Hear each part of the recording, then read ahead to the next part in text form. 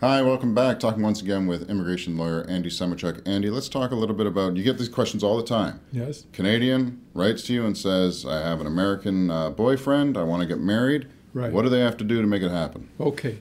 Well, there are two options there. One way is to have the person come to Canada and live in Canada, and you file the papers internally. The other is through a consulate overseas or outside of Canada. We're going to talk about inland sponsorship today. Okay. Okay.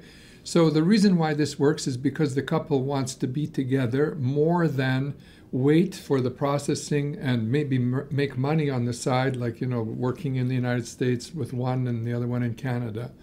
So there's a kind of a cruel choice. The cruel choice is you can live together, but unfortunately you have to wait for permission to work in Canada. And that takes several months, can be 6 months, maybe even a little longer. Okay. But they make the choice. They want to be together and they're going to be in Canada, so they file internally. Now, we're going with the scenario that, let's say it's a man and a woman, okay? So we've Yes. got a woman living in Canada, boyfriend comes across the border, lives with her, Right. and then they start to file, and you're saying that takes how long now? Well, there's a two-step process. The first step is an approval in principle, which is going to it's taking a little bit longer these days than it should. It's around 8-9 months. And that varies from time to time. It can be shorter or longer. When the approval in principle happens, that's when the foreign spouse can apply for a work permit and begin working. And then down the road, step 2 is the actual final approval, where the people get their paperwork and they get landed.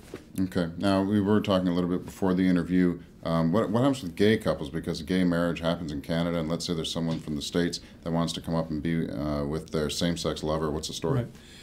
Right. Canada, of course, acknowledges gay couples, and you can marry in Canada, so there's no problem. Like, for example, if you're going the other way into the United States, you'd have a problem.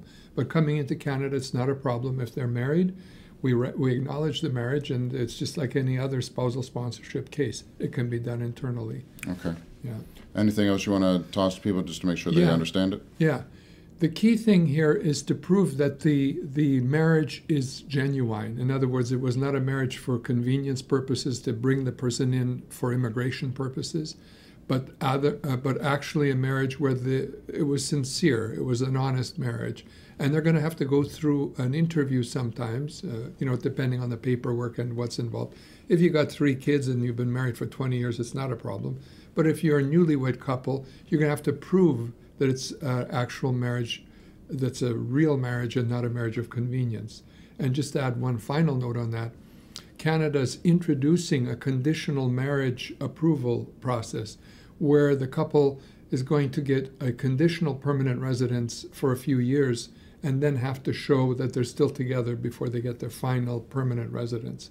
That's not in the law just yet, but it's coming. So if somebody comes in, they get married, they're together for a couple of years, but then they go Splitsville, does that mean that that person might lose their permanent resident status? I see. Yes, okay. Yeah.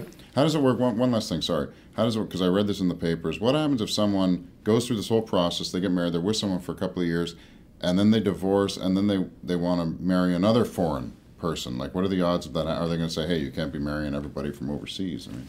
No, you can do it. There's a law that's coming into effect that's going to block you from sponsoring someone for, I think, a period of 5 years. Okay. If you've sponsored someone or you've been brought into Canada under a sponsorship, you're going to have a problem trying to sponsor someone from overseas for a period of time before you can do it. That's all coming. But at the moment, you can sponsor someone. If you break up, sponsor a second person. There's no problem with it. Okay. What do you want people to contact you with? What ducks do they have to have in a row? Oh, okay. Well, we need a marriage certificate, obviously. We need a passport for both couples. I mean, both people in the couple. Relationship. In the relationship, the spouses.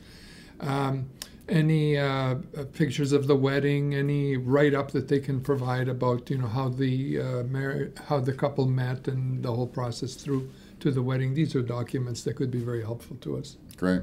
Contact Andy at asemotiuk@pacelawfirm.com for more information, and Andy will touch upon some other subjects with the spousal sponsorship cases in another video. Great. Bye. Thanks. For now. Bye.